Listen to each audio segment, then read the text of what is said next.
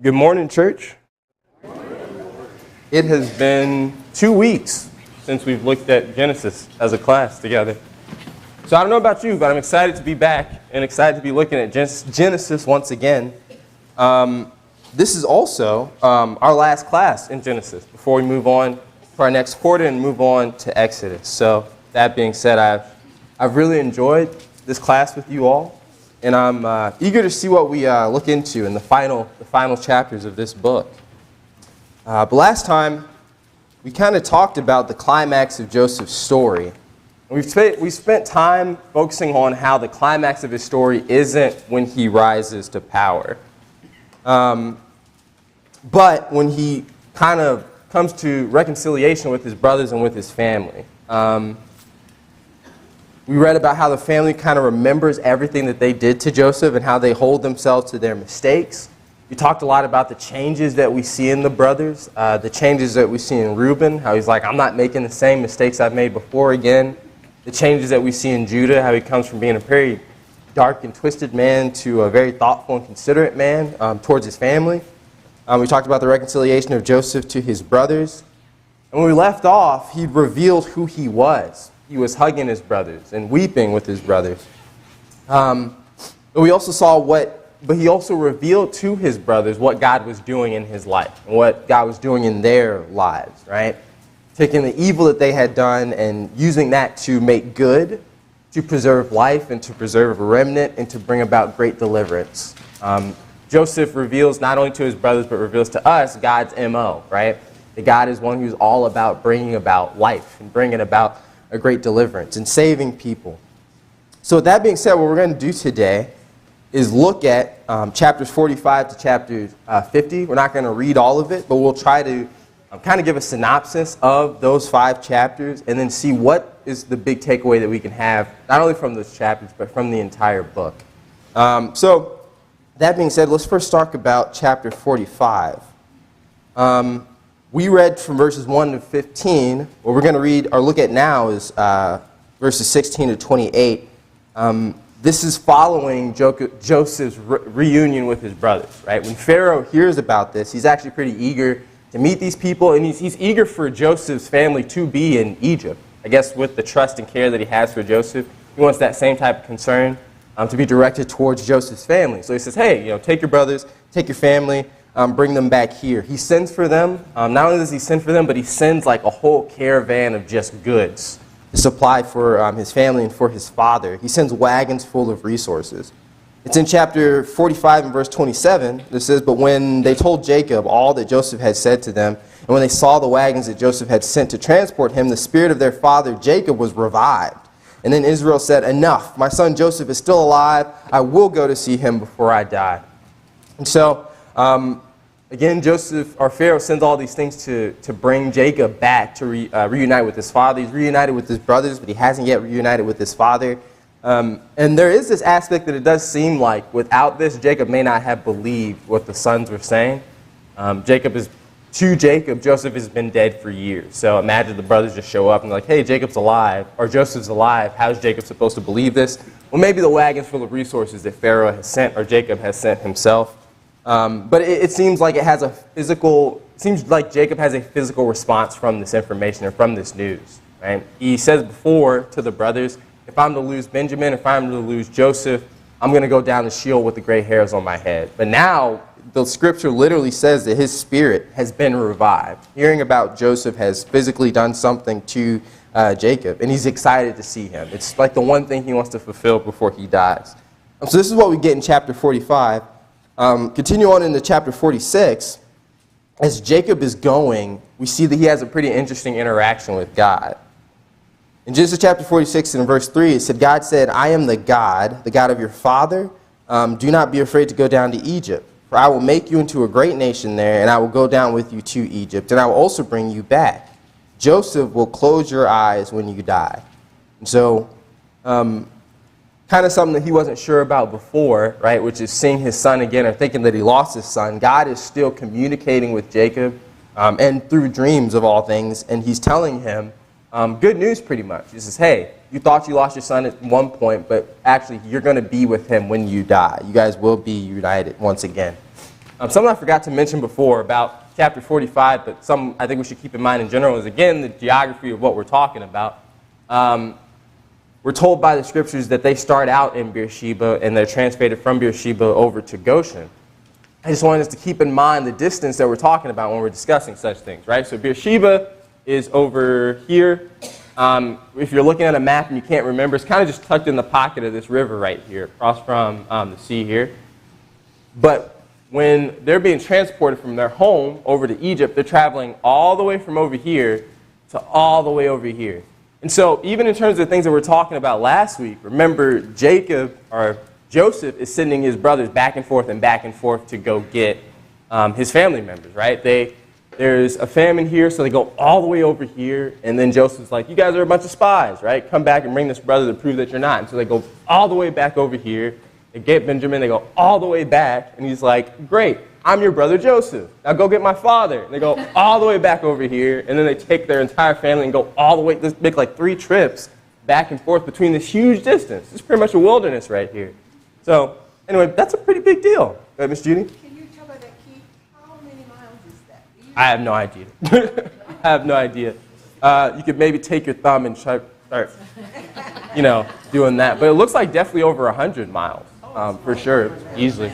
But yeah, either way, I love to look at that because when I was a kid and I read this text, when I'm an adult and I read this text, I don't think about the distance that these people are traveling. And oftentimes when we're reading about people traveling distances in Genesis, it's a long way. And I think that's something that we should keep in mind. In terms of what Joseph is asking his brothers to do, it's a lot in terms of what's being brought down upon Jacob, this old man, to go and to visit or see Joseph. He's going a long way. So in that entire process, he's anticipating, I'm going to see my son. In these last chapters of Genesis, we get a lot of interesting kind of listings. And one of the first ones is in chapter 46. In verses 8 through 27, we just get a listing of Joseph's family. Go ahead, Miss Judy. Did you look it up? It's 6,000 miles. 6,000 miles. Wow. No? 600 miles? 60 miles? I don't know. I'm hearing a lot of different things from people. We can look it up later. Either way, it's a long distance. But anyway, we get a listing in chapter 46 of Jacob's family, just all the people that he brought from Beersheba over to Egypt. And it's a lot of people, including his wives and everyone that he brings over from Beersheba. It's 70 people. That's Jacob's household. We look at in the past chapters all the sons that he has, all the children he has through his sons, and I don't know if we keep number and keep track of how many people are actually in Jacob's immediate family, but that's what we get is he's taken, including his sons, his wives, his grandsons, 70 people pick up and move from Beersheba to get over to Egypt. So on that same subject of God preserving people's lives, these are how many people are being taken care of through what God did in Joseph. And so not only in 46 do we get that listing, but we also get Joseph reuniting with his father in Goshen. And when he meets with his father, he gives his brothers and his father's instruction for what to say when they meet with Pharaoh, because I guess there's that expectation there. In Genesis 46 and verse 34, he says, you are to say when you meet Pharaoh, your servants, both we and our ancestors, have raised livestock from our youth until now. Then you will be allowed to settle in the land of Goshen, since all shepherds are detestable to Egyptians. So the reason that this stuck out to me, these specific instructions that Joseph gives to his brothers and to his father, is a reminder of why Joseph rising to power isn't the climax of his story. And I think this is actually something that we can relate to a lot as Christians in this world, is that God views the Jews as his people, as the people he made a covenant with, as his chosen and promised people, through which the blessing of the world is going to come through, right? God has high hopes for these people. On the other hand, the Egyptians, the people who are surrounding Joseph, respect him and they trust him, right? We even see that in terms of how Pharaoh wants to meet Joseph's family and take care of Joseph's family. But the Egyptians still find the Jews detestable, something that we have to remember. We talked about that last week, that even as Joseph is like the second most powerful man in Egypt, the Egyptians refuse to eat with him. And in this same case, if they were to find out about their occupation and what these men do, they find that detestable as well. So there are a lot of aspects of Joseph and his family that the Egyptians would just find detestable. I think that's something that we should keep in mind. I think the same thing should apply to us. I think it's easy for us to get comfortable in this world and to get buddy-buddy, even with the people of the world, but there are aspects of our lives as Christians, aspects of the covenant that we're a part of that people find detestable. They don't agree with, that they look down upon. You have to remember then, where is the climax of our life? And what's the most important thing? I think we'll talk about that a little bit more today. But that's 45 and 46. Let's then go into chapter 47. Because chapter 47 is where the things that Joseph tells his brothers get put into action. Joseph and his brothers meet with Pharaoh, and Pharaoh gives them a little bit of a screening before he allows them to just stay in the land, which makes sense. He's about to give them some of the best land that's left in Egypt. And so he tries to kind of get to know them and ask them these questions. It's in verse 47 in chapter 47 verse 9, Pharaoh asks Jacob specifically, how long have you been alive? He essentially says, yeah, how old are you? And Jacob says this to Pharaoh, my pilgrimage has lasted 130 years. My years have been few and hard, and they have not reached the years of my ancestors during their pilgrimages. So Jacob blessed Pharaoh and departed from Pharaoh's presence. Kind of interesting for Jacob to look at his life and see that he's lived 130 years and says, oh, it's been a short time. It's been a short, difficult time. When a lot of us don't live to see 130 years. But I guess it just goes even further to say that to him, 130 years is short compared to what some of his ancestors lived, how long they lived. But he keeps referring to his life as a pilgrimage and to their lives as a pilgrimage. And I couldn't help but wonder how he meant this. To some extent, it could be literal in the sense that Jacob, along with a lot of his ancestors, moved around a lot. They were just kind of traveling all around the map that we looked at before. They weren't only in Beersheba, but settling and moving around in other places, shepherding in other places. But I also wondered if when he meant pilgrimage, if he was also talking about this world. That's something I feel like I can attest to. Many of you who know me know that I've spent my entire life moving around. Moved at least 7 or 8 different times in my life. And I can say that when you're living life in a pilgrimage, or when you're living life moving around all the time, not having one specific place to say, oh, this is my home, right? It's easy for you to remember that this entire world isn't your home. There's not one place that you're extremely familiar with. I can't help but think or relate to Jacob on that level, to think maybe he thought that same way, moving around so constantly in his life. I hate moving, but with having done it so much in my life, it's easier for me to go to a new place. And as I watch this process of what Jacob and his entire family is doing, maybe he was in that same place too. He's like, okay, time to move from Beersheba to Goshen. It's not the first time I've moved in my life, right? So just an interesting thing to see there. But another thing that actually, Mr. Mike and I were talking about before class started was something else that we see in chapter 47 is about how bad the famine gets. The famine gets bad. So bad that the people are starting to give over everything that they have to Joseph. They go to Joseph and they say, Joseph, we run out of grain, and so he takes all their silver. Once they're out of food again, he goes to them and say, Joseph, we've run out of grain, so he takes all their livestock. And then finally, when they've run out of all the grain, he takes them and their land from them. They literally sell themselves over as slaves to Pharaoh, and they give him their land. It's in Genesis 47, starting in verse 20. It says, in this way, Joseph acquired all the land in Egypt for Pharaoh, because every Egyptian sold his field since the famine was so severe for them. The land became Pharaoh's, and Pharaoh made the people servants from one end of Egypt to the other.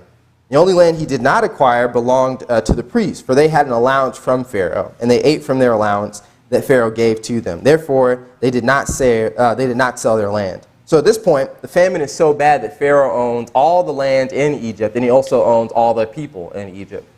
This stuck out to me because I remember on our trip to Rome, we talked about how a large part of the population would have been slaves. Like more of the population would have been slaves than people who weren't slaves. And I didn't think that that could be the possibility in other cultures and in other nations. It seems like in Egypt, it would have been the same thing. We think about what happens to the Jews in their time in Egypt, growing as a nation, and how they become a slave nation to Egypt. I didn't think about the fact that there may have been several Egyptians among that nation who were also slaves, and maybe the majority of the population was people who were slaves. But we get told in Genesis 47 and verse 26, so Joseph made it a law since in effect, that is still in effect today in the land of Egypt, that a fifth of the produce belongs to Pharaoh. Only the priest's land does not belong to Pharaoh. So one of the themes that we looked at when looking at the book of Genesis is the question of how things got the way that they are. So if you were reading the Bible or reading Genesis and at a time close to the events of what's going on, after the Exodus, a time in the wilderness, even a time in the Promised Land, you may be able to look to Egypt and say, okay, that's the way that it is for this reason. And again, it tells you why things are the way that they are. But actually, as we were talking about it beforehand, Mr. Mike asked me, he's like, do you think that Joseph is taking, and I'm going to ask you the same question, do you think Joseph is taking advantage of Egypt by taking all these things from them when they're in this severe famine? Or do you think he has good reason to do it? Because they get left with essentially nothing by the end of this famine. So is Jason... Wise in doing that. Is very wise in doing that? How so, Ms. Gill? Well, I think that he just, through the grace of God, he knows to do this because he knows what's going to happen down the road a little bit. Mm-hmm. When they do need so much food. Yeah. Go ahead, Becky. They didn't have anything else to sell, and they seemed grateful that they could be served in some way. Yeah. So I think he is being smart, and yeah, they do seem pretty grateful. It's not like they're saying it's not like they do say Joseph is taking advantage of us here. Even in terms of the law that he makes, we're told that he, with the land being owned by Pharaoh and with them being owned by Pharaoh, they still get 4/5 of everything that they earn, and the Pharaoh's only taking a fifth of it.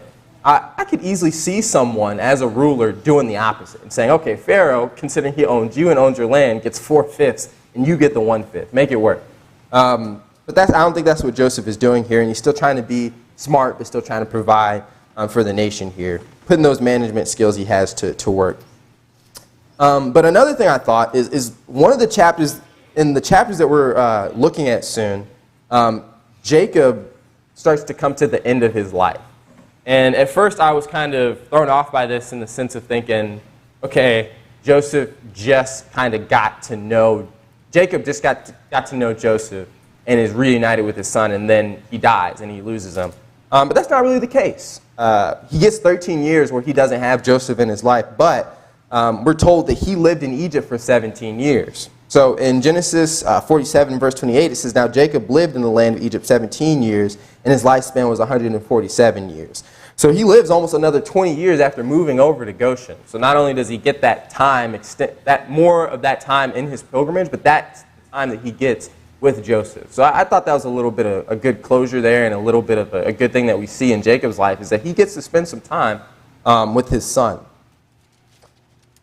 He doing Goshen for 17 years, then he died, and then he makes sure to emphasize to Joseph, and he makes Joseph promise to bury him in the land of his people. So even in terms of going to Egypt, he doesn't forget about his traditions and his family, and kind of sticks that to Joseph.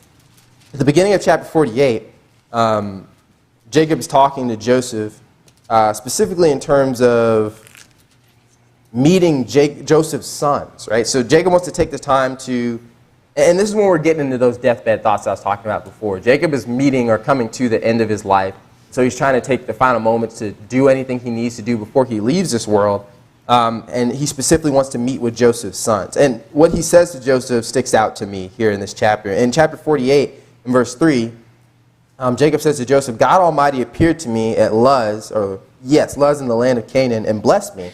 And he said to me, I will make you fruitful and numerous, and I will make many nations come from you, and I will give you this land as a permanent possession to your future descendants. So he's not talking about on the move from Beersheba to Goshen. He's talking about earlier in his life, previous events that we read in Joseph. He's talking about the time that God came to him and essentially reiterated his covenant that he told to Abraham to Jacob. We can see that promise is still on Jacob's mind, and he's keeping that in his mind, and even in his old age, even at the end of his life. The thing that's sticking out to me here is, one, the name El Shaddai. He starts off by calling God, God Almighty. But the other thing is, again, him calling back to the promise and applying that to not only himself, not only to Joseph, but Joseph's grandsons. You see that he's eager to meet not Joseph, Jacob's grandsons. He's eager to meet his grandsons, and he's eager to claim them. He says, they are mine. These children are my grandchildren. I own them, I claim them. And he's saying this covenant that we've been keeping in mind as a family, not only are they my grandsons, but they're a part of that covenant too. It applies to them. So Jacob is showing some really good thinking here. But we talked about this in the laying on of hands lessons. I think we've talked about it in other places before, but Jacob takes the time to bless them. It's actually really interesting. Like we said before, Joseph tries to put Manasseh, his oldest son, at Jacob's right hand. Jacob, even in his old age and his loss of sight, flips the hands to put his blessing hand, or the hand of the greater blessing, on Ephraim, the younger son, instead. But he takes the time to bless them. He says in Genesis 48, in verse 15, then he blessed Joseph and said, the God before whom my fathers Abraham and Isaac walked, the God who has been my shepherd all my life to this day, the angel who has redeemed me from all harm, may he bless these boys, and may they be called by my name and the names of my fathers Abraham and Isaac, and may they grow to be numerous within the land. It's just always interesting to me how much the patriarchs, and Jacob specifically, keeps the covenant on the forefront of their mind, and how they're making an effort to always pass this on to the next generation. They're like, make sure the boys know about this covenant, make sure they know God's plan, make sure they know that they're a part of it. The other aspect that stuck out to me was, again, the names of God and what we've been studying. Not only does he start out by recognizing God as El Shaddai, God Almighty, but then he focuses on God as being his Roy, his shepherd, and says, at least in terms of what he's imparting to his grandsons, he's saying, hey, God has been the one who's directed me and guided me all my life. Let him direct and guide your life too. That seems to be pretty much his blessing. I got to go to the Gonzalez play this weekend, the play that Bella and Juliet are in. And I remember Juliet coming up to me afterwards, and she asked me, like, what did you think? And I was like, I don't know. I don't really have much to say in terms of everything that happened. Right? I was like, so much happened, I don't know the words to kind of say about the whole thing. She said, I knew you would say that. She's like, I knew it. I was like, what? She was like, I knew you'd have nothing to say. I was like, all right, I'll find something to say. I was like, I'll think about this and this and this. But I thought about that same thing in terms of Jacob's life. Right? He's lived 147 years. He's giving final words not only to his grandsons and to Joseph, but to the rest of his sons. And I thought, like, in the same position, what do you say? What are the things that you say to kind of take all the aspects of your life and tie them together? What are the most important words that you could share with people as you're leaving this world? Right? And I think we can look to Jacob as an example. The thing that he wants to leave people thinking and leave with them as he's dying and as he blesses them on his deathbed is, hey, let God guide your life. I think that's pretty amazing. He says, if there's anything I can tell you, if there's any way I can bless you, God has been the shepherd of my life. Let him be the shepherd of your life too. He has a plan. Take part in it. That's what he does to tie everything together with his life. And the last thing that he does to impart onto his grandsons is God's guidance. That's what he wants to give them. Let's continue on. It says in chapter 48 and verse 19, oh yes, this is what we talked about. This is him refusing to bless Manasseh, but to bless Ephraim. But he says, Joseph is saying, hey, no, put your right hand on Manasseh. And his father refused and said, I know, my son, I know. He too will become a tribe, and he too will be great. Nevertheless, his younger brother will be greater than he, and his offspring will become a populous nation.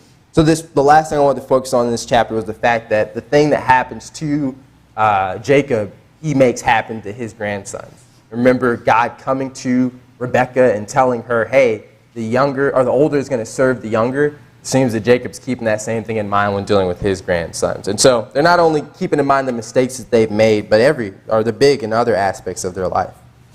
Okay. We're almost done here, kind of making a synopsis. Chapters 49 and 40 and 50 are the last things we're going to look at. We get another listing in verses 1 through 28. Now, I think we could spend a whole a whole class on this chapter, because what Jacob begins to do is kind of impart these last words to each one of his sons. He tells them kind of something on his deathbed. So I encourage us to all take some time on our own to look in this, because I think it can get pretty deep in terms of looking at what he says to his sons, then looking at the rest of the Bible and say, hey, does what Jacob says come true? Or how do the things that Jacob says to his sons apply to the rest of the things we see in the Old Testament? But he definitely has some things to say to his sons. To some of his sons, he says good things. To some of his sons, he says very short and brief things. He looks at Asher and he says, you guys are going to bring about delicacies. There's going to be a lot of abundance in your life. That's it. To other people, he brings a huge paragraph of things to say. But I think I prefer the good or the very short and brief compared to some of the bad things that he says. He looks at Simeon and Levi and he's like, you guys are some violent boys. That's the last thing he says on his deathbed. It's like, wow, Jacob, like that's pretty intense. But essentially, he looks at his son and he tells each of his sons, he foretells things that are going to happen to them. He says, hey, this is what's going to come from you. And then we're told that he blesses them. I think that the things that we read that he says to his sons lastly in this chapter aren't the blessings themselves, but things that he wants to make sure he says to his sons, because not all of them are blessings, right? Like the things that are said to Simeon and Levi when he says, you guys are violent men. You have taken people's lives. It's not much of a blessing. But we are told that he blesses them. So just two things to see there. But the last thing he does is commands them, like he commands Joseph, to bury them with Abraham. And then he literally dies. He blesses his grandsons. He says these final words to his own sons, and then he passes away. That's what we get in chapter 49. But in chapter 50, we see Joseph kind of going into act about these things. It begins with Jacob being buried. And Scripture describes what happens there as an impressive procession.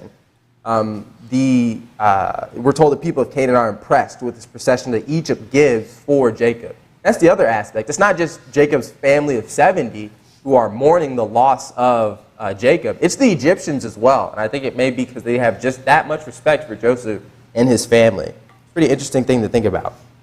However, we're told that Jacob was there for 17 years. Maybe he did things to earn the respect of the people. But the last thing that we then read about is not only the end of Jacob's life, but the end of Joseph's life. With the passing of Jacob, the brothers get kind of scared. We've talked about how much change we see in Joseph's brothers. I think we might see them do a little bit of backstepping here. They go back to some of their old tricks and they start lying to Joseph. And it's just because they're scared. They're saying, okay, now that Jacob, our father, is dead, Joseph might want to take his revenge out on us. So they said, hey, before Dad died, he told you to show us some mercy, to make sure to forgive us. And Joseph believes them. But he goes to them in Genesis 50, in verses 19 through 21. He said to them, don't be afraid. Am I in the place of God? You planned evil against me, and God planned it for good to bring about the result, the survival of many people. Therefore, don't be afraid. I will take care of you and your children. And he comforted them and spoke kindly to them. And so, a couple interesting things here. Again, we see that they lied to Joseph, but one of the other themes that we've seen in this book is not only how things are, why things are the way they are, but we constantly get revealed to us things about God. We learn new things about God. And again, Joseph tends to be telling us what God's MO is. And he reminds his brothers that not only is it making good out of people's evil and wickedness and bad, but it's to prioritize life. God is always trying to bring about life. I think that's a good reminder, especially as we go through the Old Testament, where a lot of people accuse God of being different, being a violent God, or being a rageful or wrathful God. I think it's important to look at Genesis and keep these things in mind and realize and remember who God is, to prioritize in our mind his plan like Jacob does, and always remember whatever God is doing, he's doing to bring about good, and he's doing for the good of life. Amen. Just the interesting thing I see there. But I think it's also a good example of, again, answering the overall question of why people suffer in this world. Again, it's not just bringing about life, but again, I think Joseph's life is a good example of God making good from bad. You read Romans 8, and we read about how those who are in Christ, how God makes all things work together for good. And sometimes it's hard for us to comprehend that and understand that. And you say, how? There's such bad things happening to people. How could God make good from this situation? And sometimes you may not always even see it in your lifetime, but Joseph is a good example of a case where you might be able to. He spends 13 years being a slave and being in prison before he rises to power and then gets reunited with his brothers. But compared to the 13 years, imagine the 17 years of him being in power, of him being reunited with his family, of his family being taken care of. It's a tough time, but actually in terms of we're told he lives 110 years. Of the 110 years, that's a small portion of his life. And I don't know if we ever really think about that or ever keep that in mind. But if he wasn't there, if he wasn't there by God's side, trusting God through the hard times, through those 13 years, we don't know if he ever would have been there to see the good times. So, anyway, we're told at the end of chapter 50 and verse 22 that Joseph and his family remained in Egypt and that Joseph lived 110 years. And then we're told in verse 24 that he said to his brothers, I'm about to die, but God will certainly come to your aid and bring you up from this land to the land he swore to give to Abraham, Isaac, and Jacob. What's he talking about? This is literally the last chapter, and I believe the last verses, or close to the last verses, of the book of Genesis. And the last words that Joseph imparts to his brothers is, I'm about to die, but keep in mind that God will certainly come to your aid and bring you up to this land that he swore to Abraham, Isaac, and Jacob. What's he talking about? Go ahead. Yeah. I think he's talking about the promised land. I think he's talking about the Exodus. So we're about to leave the book of Genesis. We're about to go into Exodus. He's saying, hey, God's going to bring you up out of this land and bring you to the promised land. He's talking about bringing them back to the homeland. Brings us to Jacob. Brings us back to what Jacob is saying, this instance of saying, don't forget where we're coming from and where our true home is. Don't bury me here. Bury me back where my fathers are. Joseph is trying to remind his family of the same thing. He says, hey, being here and staying in this land of Egypt is not the overall plan. God has told us that, so keep that in mind. But I think he's leaving the book, or I think he does leave the book on a little bit of a cliffhanger. He's like, remember, there's going to be a time where God is going to come to your aid. Come to your aid? What are you talking about, Joseph? But I think we should keep in mind the primary audience of who's reading this book, if it is in the time of Moses and people reading in the wilderness, maybe people reading in the promised land, people would look to this and say, hey, this is what he was talking about, was the Exodus. The time that God comes to his people's aid. But that being said, that's the book of Genesis. We kind of the end of Joseph's life. We get the end of the book before moving on into Exodus. But Genesis is written as a narrative. And sometimes I feel like that can be a hard thing to pull an application from. Because sometimes you read a chapter and you feel that it's, okay, it kind of just is what it is. We read about the story of this person's life. But I want us to be able to understand what we can pull from it, from these last passages in these last chapters, but also, keeping in mind the whole book in its entirety, because we're at the end of it. Looking at these last couple chapters of Joseph's life, what do we learn from what we read about Joseph? I want us to also kind of keep it, and as I ask us that question, what do we learn from these final experiences? Keep in mind the things that we've talked about as we read the book, right? The author's purpose for writing, and who the original audience was, but also be thinking about how we've described the book thus far, right? Someone bringing us on a tour bus or someone telling us an old family story. Think about all the themes that we've looked at before. What are we to pull from this story, right? Go ahead, Lorenzo. One thing that's just glaring to me is that Joseph is not speaking as a slave in Egypt. He is speaking as second in command only to Pharaoh, and he's telling his family, this is not our home. Mm-hmm. Think about that dynamic. He could not be more comfortable, more better situated. This is a perfect place to say, this is where we belong.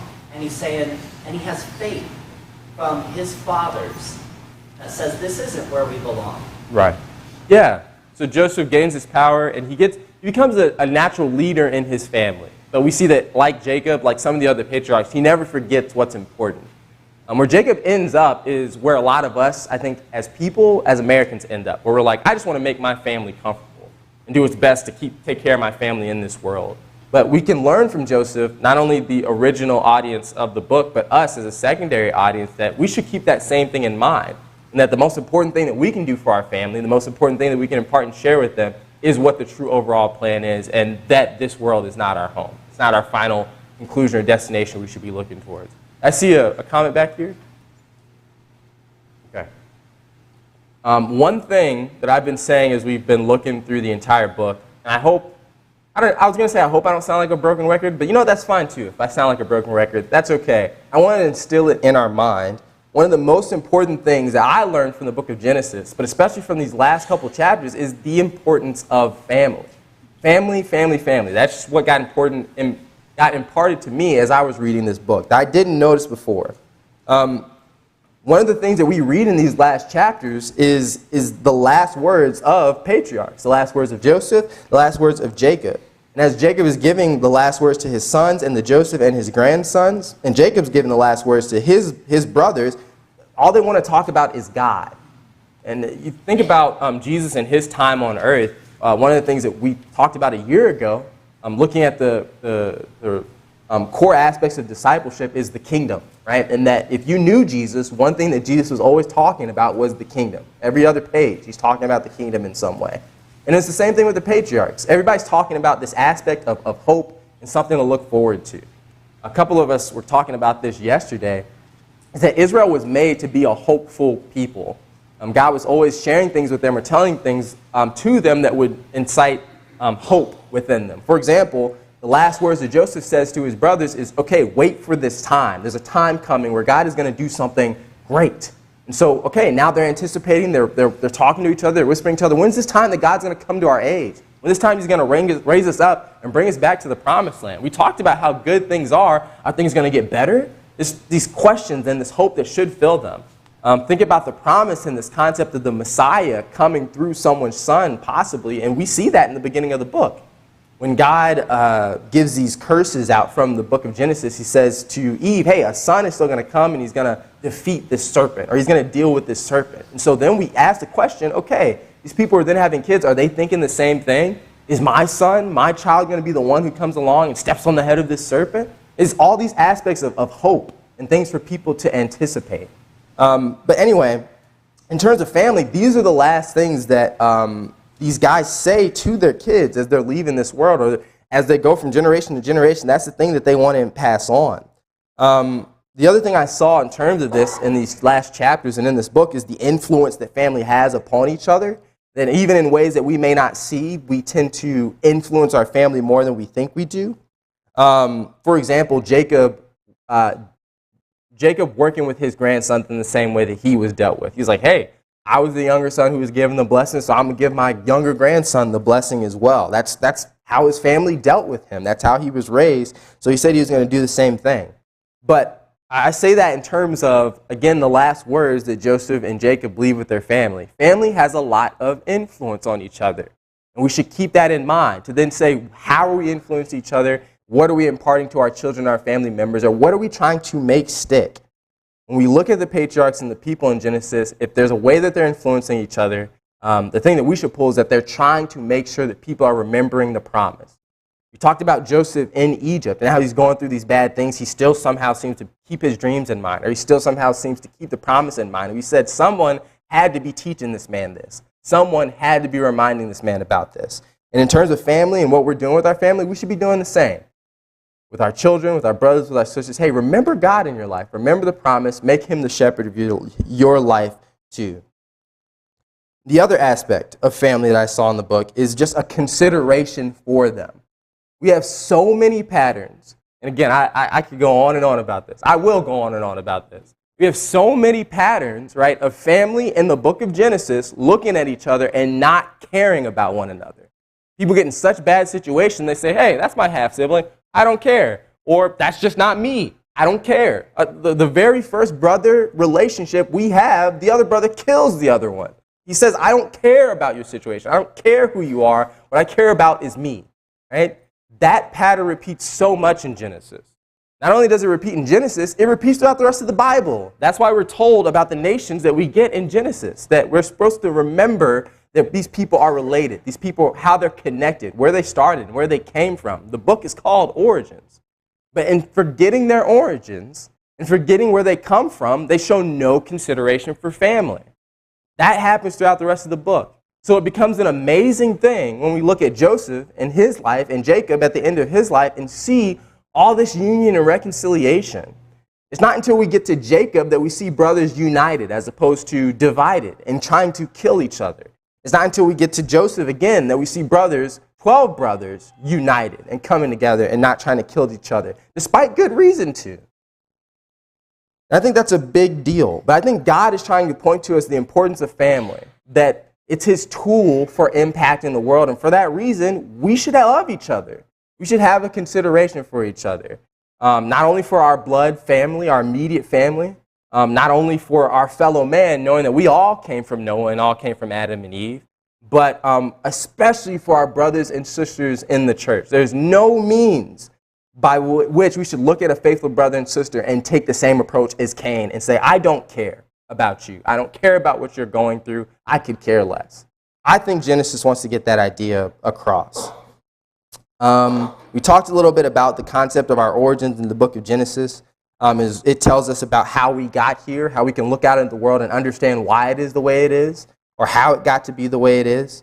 Again, we're not the primary audience, but we're the secondary audience, and even with that, there's a lot that we can pull from it. Just like Israel was a nation that could be filled with so much hope, I think we can be filled with so much hope as well. There's a lot of things for us to anticipate, just like the people in the Old Testament were anticipating. Craig and I were studying on this recently. When you look at what the people in the Old Testament were told, it was a repeat of someone's coming, someone's coming, someone's coming. Then when you look at the New Testament, you see a repeat of the repeat, right? Which is someone's coming back, someone's coming back, someone's coming back. This concept of hope and anticipation. And that even as Jesus was here on this earth, that's how he spoke. He's like, hey, there's a home waiting for you. I'm going to go and prepare it for you. The kingdom is coming. The kingdom is here. It's these words and concepts of hope. In terms of telling us how we got here, we should be filled with that same type of hope. Another thing that we should keep in mind, I'm kind of pulling from the things that we've looked at throughout the book, is the problem of sin. In the very beginning of the book, we get a paradise that God creates, a perfection that God creates, and the problem that messes all that up is the problem of sin. And even in terms of everything else that we've been talking about, the how of how we got here and the importance of family, the issues in those areas stem from sin as well. Like we were saying, sin comes into the picture and it ruins anything that it touches. More importantly, I think one of the main things that we see is that it divides people. It divides family. It divides brothers and sisters. When sin comes into the picture, bad things happen. And I think that's something that we should keep in mind. I think we're all aware of sin and all aware of what sin does, but do we take it as seriously as we should? I think sometimes we look at a sin and we still weigh out the options and say, hey, maybe this is worth doing, or we don't think about fully what can happen from it. But the more that we understand how bad sin is, maybe the less likely we are to do it. Understanding how it works and what it does in our life. But Joseph's life demonstrates how God can still use that sin and use that evil, use people's mistakes to still bring about good. And I think that's a blessing, really, and an amazing and a great thing. But like Joseph, when we truly understand what sin is, when we truly understand that God still has power over it and that sin, the evil of this world, is working in the palm of his hands, we can function more like God. We can be more like God. Joseph has a lot of bad things happen to him at the end of his life, but he's still able to look at his brothers and impart goodness to them and impart kindness to them and love them and say, hey, I forgive you. It seems like in the final text of Genesis, his brothers lie to him, but he's eager to say, hey, that's fine. I'm not going to do anything bad towards you guys. I think he has a full understanding of the problem of sin, of who God is and what God's plan is. I think, like Joseph, when we understand the same thing, maybe we can be as forgiving as he was as well. The last thing I want us to look at as we're closing out this class is who God is. That's been our theme for our curriculum, is better understanding who he is. And I think that's another thing that Genesis points to, and that's the last thought I want to leave us with. As we look at Genesis, but even as we look at these passages, we see all the different names of God. Again, looking at God in these different perspectives. We see him at the beginning of the book as Elohim, and the one who's creating nature and creating the earth. But even in the last portions of this book, we see him as El Shaddai. He's still getting recognized as God Almighty. We saw that Abraham passed on something, and it was definitely that name. But we also see him as still being the shepherd in people's life. There's one thing that we can understand from these last chapters and the entire book, a connection we see is God being powerful, seeing how powerful and how intimate God is. One of the most amazing aspects of these chapters that have stuck out to me is just how much God can change people. We see him change Jacob. We see him change Esau. We see him change Judah and the rest of his brothers. Golly, how many times that bell hit? People are eager to be done with Genesis. Anyway, it's been amazing studying this book with you all, and I hope you guys can pull from these themes and that they stick with you and that it's helped you to see the book in a new light. I encourage us to continue to look at the scriptures this way. The words that have been on my mind this week are chew the cud, chew the cud, chew the cud. So now that we're done with Genesis, don't let a lot of time pass before you read it again. But go back and be able to look at the genealogies, look at the listings, look at the things that we talked about today and see how you can chew the cud and what you can pull out of them, to see ways you can better understand sin, ways you can better see God working in your life and better understand who He is. I've loved teaching this class with you all. Thank you for your time and thank you for your interest.